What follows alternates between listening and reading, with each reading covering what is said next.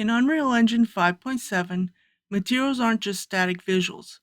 They can be fully dynamic and controlled in real time using blueprints. Building on basic texture swapping, this tutorial walks you through creating a fully adjustable material system where you can control brightness, contrast, tint, and normal map intensity. All of these will be exposed as parameters that you can tweak live using a material instance or drive through blueprints. We'll start with the basic texture setup. Right-click and create a new folder for your material. Within this folder, right-click and add another folder for your textures. Drag and drop your texture maps into the texture folder.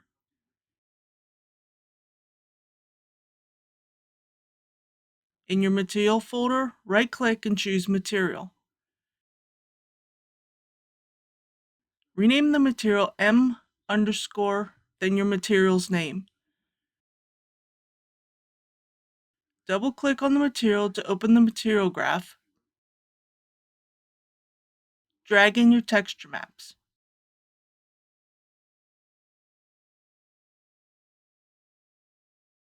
Connect the texture maps to the proper inputs on the material node.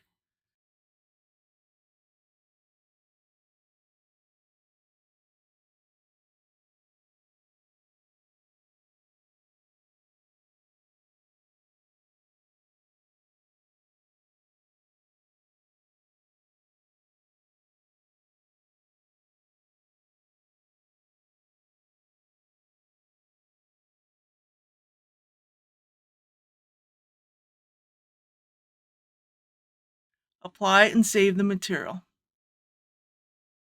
Right-click on the material and choose Create Material Instance. This will allow us to use the master material and make adjustments without needing to do so directly in the master material. Rename the master material to MI_ and your material's name. Drag and drop the material instance onto your mesh. Add a multiply node by holding down the M key and left-clicking. Connect the albedo or color map to the A input of the multiply node, and connect the multiply node to the base color. Add a scalar parameter by holding down the S key and left-clicking. Rename the scalar parameter to albedo brightness.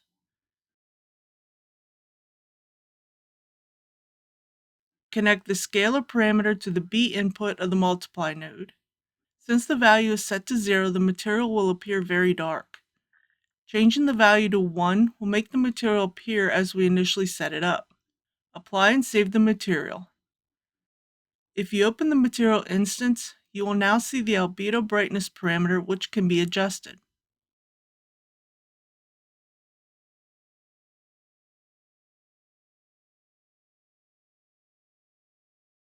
Add a power node by holding down the E key. Connect the multiply node to the base input of the power node.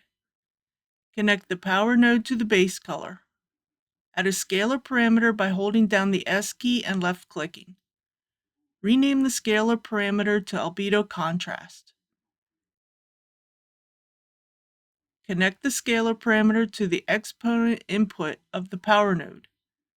Set the value to 1. Apply and save the material. If you open the material instance, you will now see the albedo contrast parameter, which can be adjusted. Right-click and search for the desaturation node. Connect the power node into the lerp or the top input of the desaturation node. Connect the desaturation node to the base color. Since we want to use this for saturation, we need to add an invert node, in this case a 1- node. Add a 1- node by holding down the O key and left-clicking. Connect the 1- node to the fraction input of the desaturation node. Hold down the S key and add a scalar parameter. Rename the scalar parameter saturation and change the value to 1.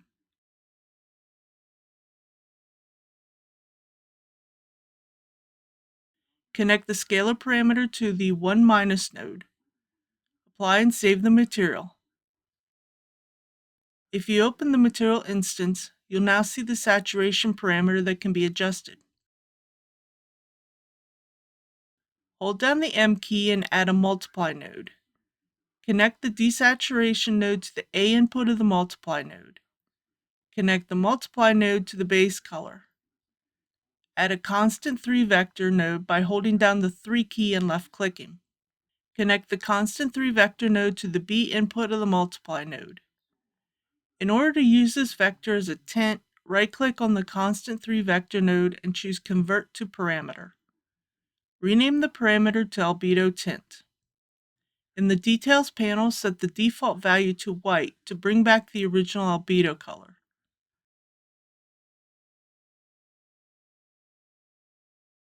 Apply and save the material. If you open the material instance, you now see the albedo tint parameter, which can be adjusted.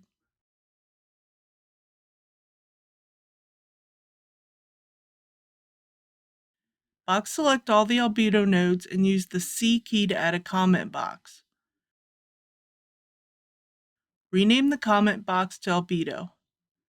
Select the scalar parameters and constant 3 vector nodes, and in the Details panel, type albedo in the group field.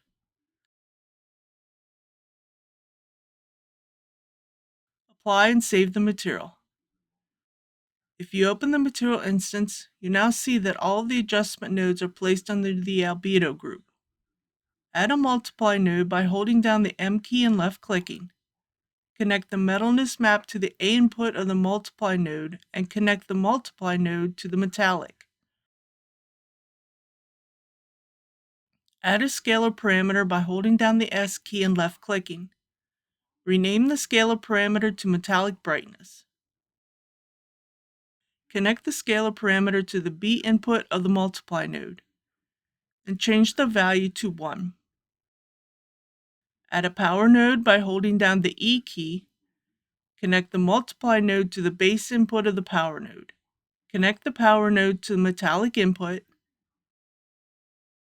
Add a scalar parameter by holding down the S key and left-clicking. Rename the scalar parameter to metallic contrast. Connect the scalar parameter to the exponent input of the power node. Set the value to 1. Box select all the metallic nodes and use the C key to add a comment box. Rename the comment box to metallic. Select the scalar parameters and in the Details panel, type metallic in the group field.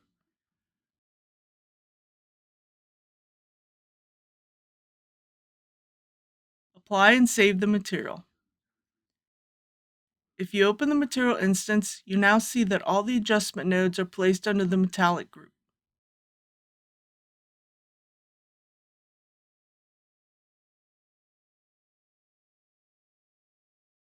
Add a multiply node by holding down the M key and left-clicking. Connect the roughness map to the A input of the multiply node and connect the multiply node to the roughness input. Add a scalar parameter by holding down the S key and left-clicking. Rename the scalar parameter to roughness brightness. Connect the scalar parameter to the B input of the multiply node. Change the value to 1.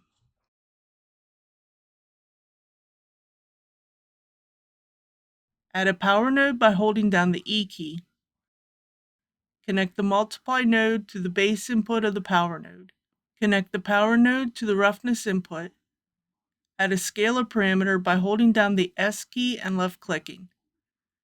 Rename the scalar parameter to roughness contrast. Connect the scalar parameter to the exponent input of the power node. Set the value to 1. Box select all the roughness nodes and use the C key to add a comment box. Rename the comment box to roughness. Select the scalar parameters and in the Details panel type roughness in the group field.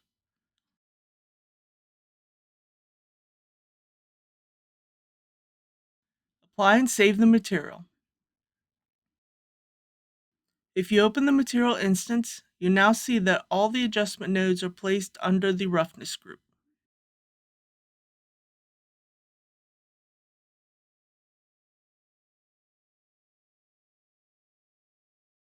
Add a flatten normal node by right-clicking and searching for flatten normal.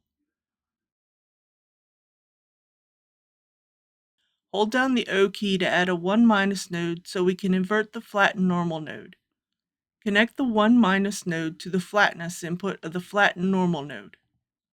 Hold down the S key to add a scalar parameter. Rename the scalar parameter to normal intensity and change the value to 1.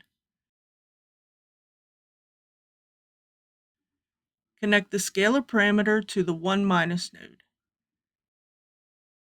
Connect the normal map to the normal V3 input of the flatten normal node. Connect the flatten normal to the normal input. Box select all the normal nodes and use the C key to add a comment box. Rename the comment box to normal. Select the scalar parameter and in the Details panel, type normal in the group field. Apply and save the material. If you open the material instance, you now see that all the adjustment nodes are placed under the normal group.